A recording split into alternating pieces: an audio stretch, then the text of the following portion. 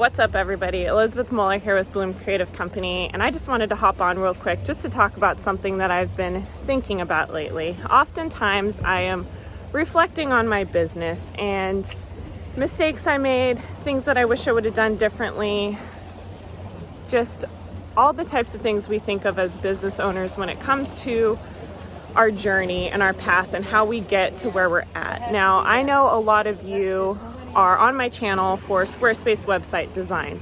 And when I think about this path of reflection and things that I could have done differently when building my website, I think about just the number one thing that I'm kicking myself over and over, which would have helped me scale faster and help me reach my audience faster if I would have done this one thing. And this one thing is collecting information. And I'm going to talk about two different ways that we can collect information in our sites, and two things that I wish I would have done drastically differently, because we all have people that come to our websites that are warm, that are intrigued in what we're offering, and it's up to us to capitalize on that info, whether they became clients or not. You can use this information to reach them and serve them, offer them value, like I said, whether they buy or not. So for example, when I first started, I did not do discovery calls very efficiently. I would book time to talk with people via my cell phone and go back and forth via email or messenger saying, hey, I can meet this day. What time works for you? Oh, can't meet that day. What about this day? Perfect. Morning or afternoon? Oh, I can't do either. How about evening? Going through multiple messages, trying to find a time to meet up just to talk about a future project. What changed the game for me is using a scheduler, and this is something you can use in your Squarespace site, to have a calendar of availability that would allow you to send a calendar link for people to just book time with you and avoid all of that back and forth. Now, to take that a step further, and this is where I often kick myself, is one, saving myself the time that it took to go back and forth in the beginning, but using this as an opportunity to collect information. So having that scheduler, sending the link, getting them to fill out a form is what I wish that I would have done in the future. So having an intake form, asking them strategically pointed questions. So when I say strategic, it is how you are going to set yourself up for that call for the ultimate success. Now, you don't want to just sell someone just to make a buck. We have our services and we have our value and what we want to give to people.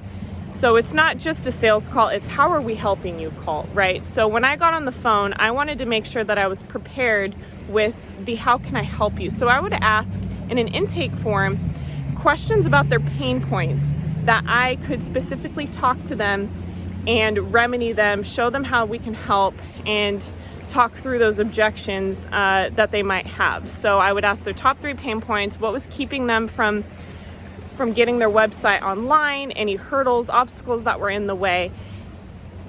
And this is what I'm talking about, whether they bought from me or became clients or not, is so important, because you can go back and look at all those answers and find trends and find pieces of information that is consistent between all of the people that are in your ecosystem just by discovery calls, so that you can use that information to track what people needed, to figure out what is consistent among the people that you are looking to work with, so that you can craft an offer, maybe craft a juicy lead magnet to get their email address to reach back out to them later.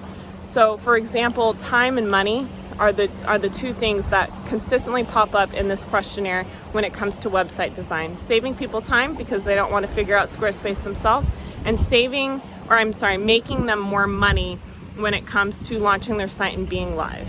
So these are the two pieces of information that I can take and think, what pieces of value can I give small business owners that are interested in my services at any point of time, that I can help them, whether I work with them or not, because it's all about the value we give and the service we give. And we pick these industries and what we want to do for a reason, because we see a better way. We know we can help people. We know that we can provide them with something that will make their life easier, their business easier, give them quality of life, whatever it is for them. So when I go back to that big mistake that I made in the beginning, it's not collecting that information.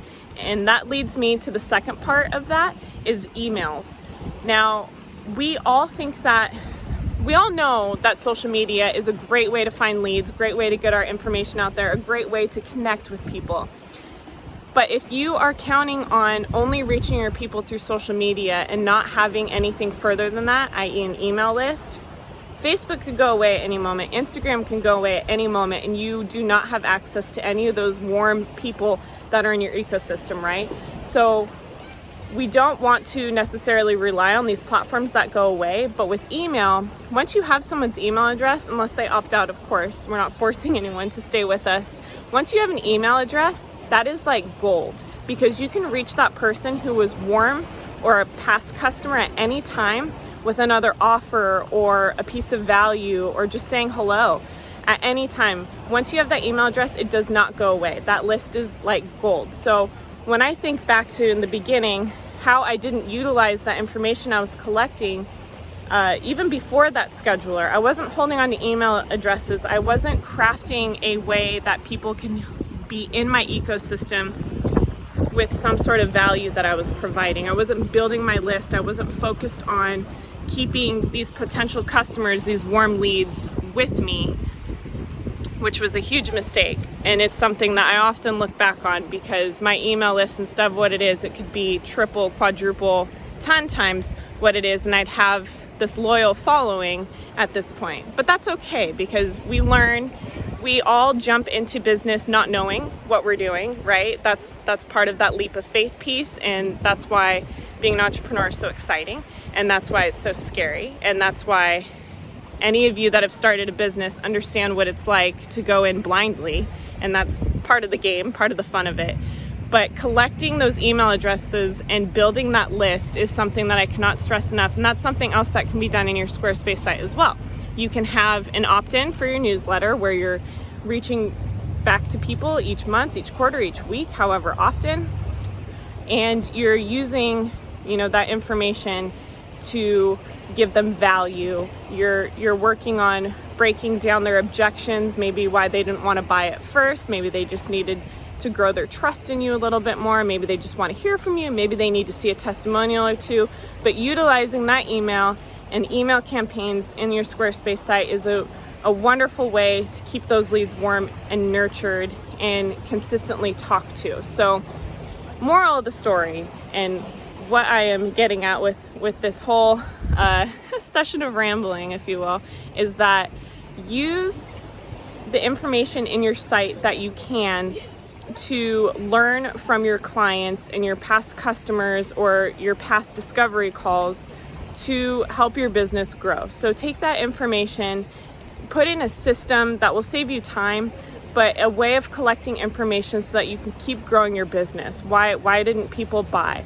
What are the trends that I see? So the two tools that I want you to take away from this are the scheduler, which any business or service can use when it comes to booking discovery calls or intake or anything like that, and using that intake form.